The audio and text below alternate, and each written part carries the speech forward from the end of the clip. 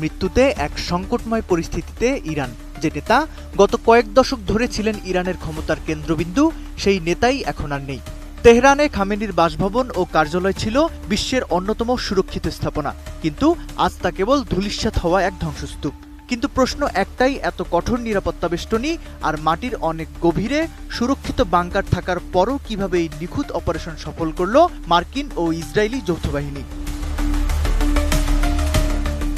গত শনিবার ভোরে যখন তেহরানের আকাশ চিরে ক্ষেপণাস্ত্র ধেয়ে আসছিল, তখন খামেনি তার শীর্ষ উপদেষ্টাদের নিয়ে ভূগর্ভস্থ একটি সুরক্ষিত বাংকারে জরুরি বৈঠকে ব্যস্ত ছিলেন। ইরানের রাষ্ট্রীয় সংবাদ সংস্থা IRIB এবং আন্তর্জাতিক সূত্রগুলো নিশ্চিত করেছে যে এই ভয়াবহ হামলায় খামেনির পাশাপাশি নিহত হয়েছেন শীর্ষ নিরাপত্তা কর্মকর্তা আলী শামখানি এবং IRGCর কমান্ডার মোহাম্মদ পাকপোরের মতো প্রভাবশালী ব্যক্তিরা।